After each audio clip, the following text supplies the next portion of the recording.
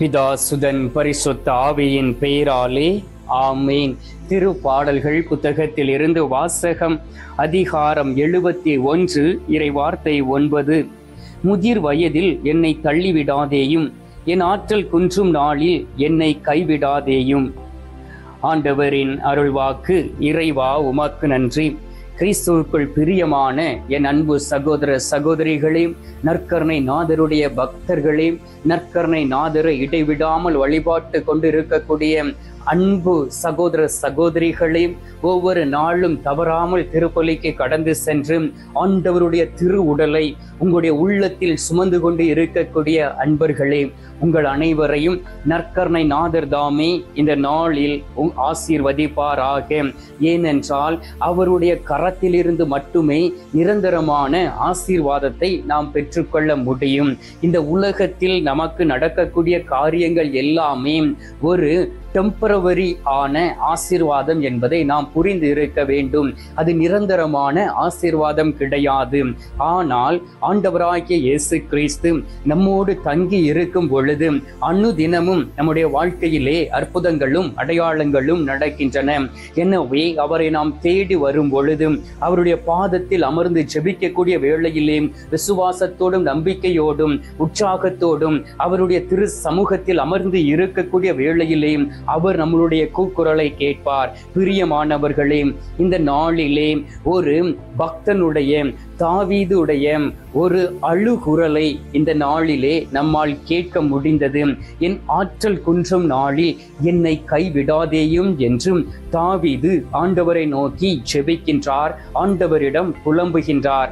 ஆம் பிரியமானவர்களே, நாம் இந்த உலகத்திலே எல்லோருமே ஒரு காலகட்டத்தில் முதிர்ந்த வயதை அடைவோம். நமக்கு இந்த உலகம் நிரந்தரம் கிடையாது. எந்த ஒரு மனிதருக்கும் நிரந்தரம் கிடையாது. அரசாட்சி புரிந்தவர்களுக்கும் நிரந்தரம் கிடையாது. இப்பொழுது இருக்கக்கூடிய அரசியல்வாதிகளுக்கும் நிரந்தரம் கிடையாது. பொன்னும் பொருளையும் சேர்த்து வைத்திருக்கக்கூடிய பெரிய பெரிய கம்பெனிகளை நடத்தி கொண்டு இருக்கிறவர்களுக்கும் நிரந்தரம் கிடையாது. ஒவ்வொரு நாளும் சொகுசு கார்களில் சென்று கொண்டு இருக்கிறவர்களுக்கும் நிரந்தரம் கிடையாது. மாட மாளிகையில் வாழ்ந்து கொண்டு இருக்கிறவர்களுக்கும் நிரந்தரம் கிடையாது. ஆனால் ஆண்டவர் நமக்காக ஒரு இடத்தை அவர் தயார் செய்து வைத்திருக்கின்றார். அதுதான் அந்த விண்ணகம். அதுதான் நமக்கு எப்பொழுதும் தாய் வீடாக இருக்கின்றது. எவ்வாறு திருமணம் முடிந்து அந்த பெண் தன்னுடைய கணவர் வீட்டிற்கு போகின்றார், அதன் பிறகு அவர் காத்து கொண்டு இருப்பார், எப்பொழுது எனக்கு ஒரு நல்ல ஒரு வாய்ப்பு கிடைக்கும் என்னுடைய தாயினுடைய வீட்டிற்கு போவதற்கு என்று. அதே போல் வெளிநாட்டில் வேலை செய்து கொண்டு இருக்கிறவர்கள் நினைப்பார்கள், எப்பொழுது எனக்கு விடுமுறை கிடைக்கும், என்னுடைய தாய் தந்தையரை போய் பார்க்கலாம் என்கின்ற ஒரு எண்ணம் அவர்களுக்குள் இருக்கும். அதே போல்தான் அன்பார்ந்தவர்களே, நம்முடைய வாழ்க்கையிலும் ஒரு எண்ணம் வர வேண்டும். புனிதருடைய வாழ்க்கையை பாருங்கள். எப்பொழுது என் ஆண்டவரை முகமுகமாக விண்ணகத்தில் பார்ப்பேன் என்கின்ற ஒரு ஆழ்ந்த ஒரு நம்பிக்கையும் விசுவாசமும் அவர்களுக்குள் இருந்தது. ஆண்டவராகிய இயேசு கிறிஸ்துவை தரிசிக்க வேண்டும் என்கின்ற எண்ணம் மட்டுமே அவர்களுக்குள் இருந்தது. ஆம் பிரியமானவர்களே, எனவே தான் அவர்கள் மனவேதனையோடும் சில நேரங்களிலே நோய்களினால் பாதிக்கப்பட்டு படுக்கையாய் இருந்த பொழுதும் ஆண்டவரை நோக்கியே இருந்தார்கள். ஆனால் தாவீதை சொல்லுகின்றார், என் ஆற்றல் குன்றும் நாளிலே என்னை கைவிட்டு விடாதேயும்.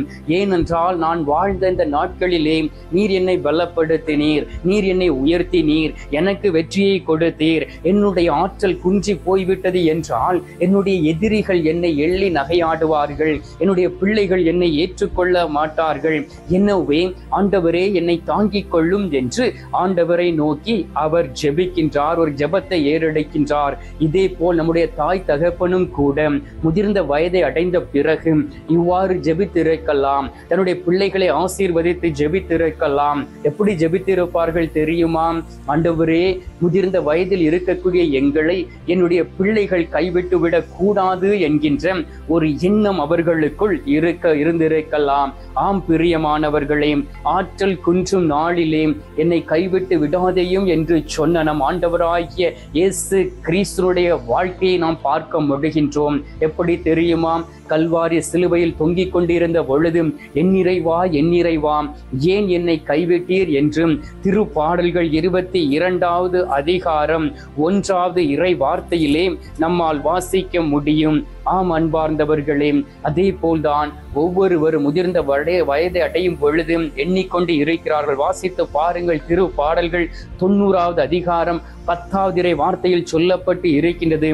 எங்கள் வாழ்நாட்கள் 70 ஆண்டுகளே, வலிமை மிகுந்தோருக்கு 80 அவற்றின் பெருமைக்கு உரியது, துன்பமும் துயரமும் என்றுதான் சொல்லப்பட்டு இருக்கின்றது.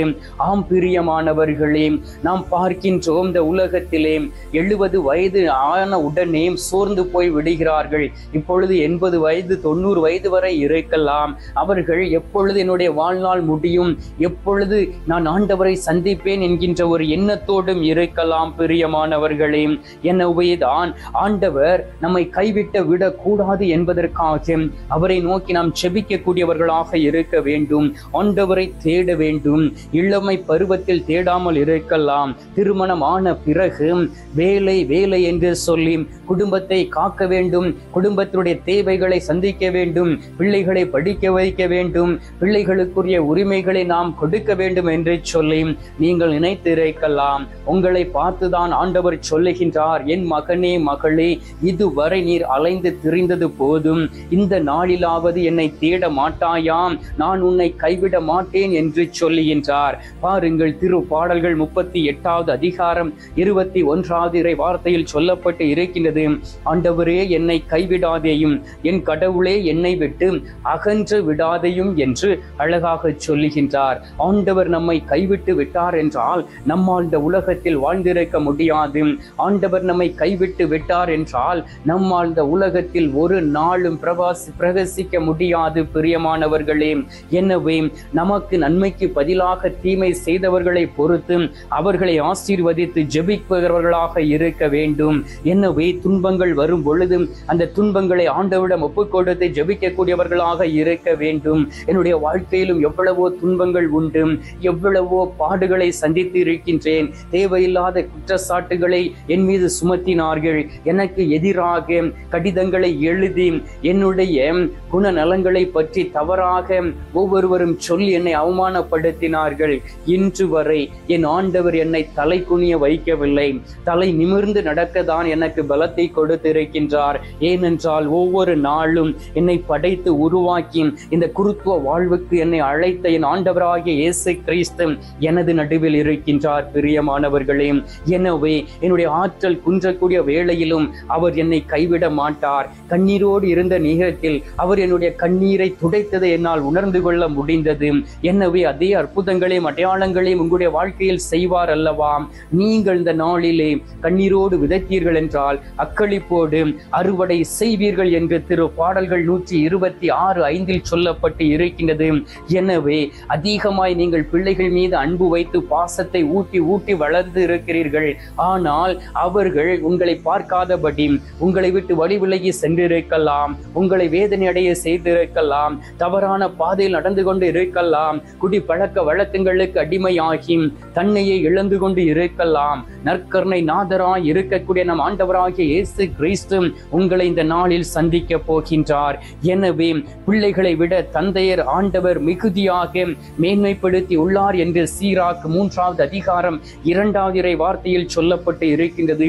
எனவே உங்களுடைய வாழ்க்கையில் இருக்கக்கூடிய துன்பங்களையும் துயரங்களையும் நற்கருணை நாதருடைய பாதத்தில் ஒப்புக் கொடுத்து என்னோடு இணைந்து சில மணி துளிகள் ஜெபிப்பீர்களா? நாம் மன்றாடலாம். எங்கள் பரலோக தந்தையே, இயேசு கிறிஸ்துவே, தூயனல் ஆவியே, தந்தையே, இந்த அருமையான காலை பொழுதிற்காக உமக்கு நன்றி அப்பா. இந்த காலை பொழுதிலே உம்மை தேடி வந்திருக்கக்கூடிய பிள்ளைகளுடைய கண்ணீரை துடைப்பீராக. ஆண்டவரே, என்னுடைய ஆற்றல் குன்றி போய் விட்டதே, முதிர்ந்த வயதை அடைந்து விட்டேனே, என்னுடைய பிள்ளைகள் என்னை கவனிப்பது இல்லையே, மனவேதனையோடு இருக்கின்றேனே, வலிமை குன்றி போய் இருக்கின்றேனே, துன்பமும் துயரமும் என்னை சூழ்ந்து இருக்கின்றதே, என்னுடைய பிள்ளைகள் என்னை முதியோர் இல்லத்தில் விட்டு விடுவார்கள் விடுவார்களோ என்கின்ற ஏக்கத்தோடும் எண்ணத்தோடும் இருக்கக்கூடிய தாய் தகப்பனை ஒப்பு கொடுத்து ஜெபிக்கிறேன் சுவாமி. உமது பரிசுத்த ரத்தம் அவர்கள் மீது ஊற்றப்படுவதாக. ஆண்டவரே, கண்ணீரோடு விதைப்பவர்கள் அக்களிப்போடு அறுவடை செய்வார்கள் என்கின்ற வார்த்தையை விசுவசிக்கின்றோம். இந்த நாளிலே அக்களிப்போடு அறுவடை செய்யக்கூடிய பலத்தையும் வல்லமையும் கொடுப்பீராக. கண்ணீரை துடைப்பீராக. அறுவடை செய்யக்கூடிய பிள்ளைகளாய் மாறிவிட வேண்டுமாய்மை நோக்கி ஜெபிக்கிறேன் அப்பா. ஆண்டவராகிய இயேசு கிறிஸ்துவே, அற்புதங்களையும் அடையாளங்களையும் செய்யக்கூடிய அன்பரே, இந்த நாளிலே பிள்ளைகளுடைய வாழ்க்கையில் இருக்கக்கூடிய தடைகள் மாறட்டும், கஷ்டங்கள் மாறட்டும், துயரங்கள் மாற வேண்டுமாயுமை நோக்கி ஜெபிக்கிறேன் அப்பா. இந்த அருமையான நேரத்திலே நாளிலே நீர் எங்களுடைய ஜெபத்தை கேட்டிருப்பதற்காக உமக்கு நன்றி. ஜெபத்தை கேட்டு பதில் தந்திருப்பதற்காக உமக்கு ஸ்தோத்திரம், ஸ்தோத்திரம், ஸ்தோத்திரம். மீட்பெரும் இரட்சகருமான இயேசுவின் திருக்கரத்தில் ஒப்பு கொடுத்து எங்கள் தாய் கன்னி மரியாள் வழியாக ஜெபிக்கின்றோம். அன்பு தந்தையே, ஆமீன். பரலோகத்தில் இருக்கிற எங்கள் பிதாவே, உம்முடைய நாமம் அர்ச்சிக்கப்படுவதாக. உமது ராஜ்யம் வருக. உமது சித்தம் பரலோகத்தில் செய்யப்படுவது போல பூலோகத்திலும் செய்யப்படுவதாக. எங்கள் அனுதின உணவை எங்களுக்கென்று அளித்தருளும். எங்களுக்கு தீமை செய்கிறவர்களை நாங்கள் பொறுப்பது போல எங்கள் பாவங்களை பொறுத்தருளும். எங்களை சோதனை விழவிடாதையும் தீமையில் இருந்து எங்களை ரட்சித்தருளும். ஆமீன். அருள் நிறைந்த மரியே வாழ்க, கர்த்தர் உடனே பெண்களுக்குள் ஆசீர்வதிக்கப்பட்டவள் நீரே. உம்முடைய திரு வயிற்றின் கனியாகிய இயேசும் ஆசீர்வதிக்கப்பட்டவரே. அஜிஷ்ட மரியே, சர்வேசுடைய மாதாவே, பாவிகளா இருக்கிற எங்களுக்காக இப்பொழுதும் எங்கள் மரண நேரத்திலும் வேண்டிக் கொள்ளும். ஆமீன். பிதாவுக்கும் சுதனுக்கும் பரிசுத்த ஆவிக்கும் மகிமை உண்டாவதாக. ஆதியில் இருந்தது போல இப்பொழுதும் எப்பொழுதும் என்றென்றும் இருப்பதாக. ஆமீன். அன்பார்ந்தவர்களே, நற்கருணை நாதர் தரக்கூடிய ஆசீர்வாதத்தை பெற்றுக்கொள்வோம். இந்த நாளிலே நம்முடைய தாய் தகப்பனுக்காக தொடர்ந்து மன்றாடுவோம். தாய் தகப்பனாய் இருக்கக்கூடிய நீங்கள் உங்களுடைய பிள்ளைகளுடைய விசுவாசத்திற்காக நற்கருணை நாதரிடம் ஜெபியுங்கள். இப்பொழுது அவர் தரும் ஆசீர்வாதத்தை சொந்தமாக்கிக் கொள்வோம். எல்லாமல்ல இறைவன், பிதா, சுதன், பரிசுத்த ஆவி உங்களை ஆசீர்வதிப்பாராக. ஆமீன்.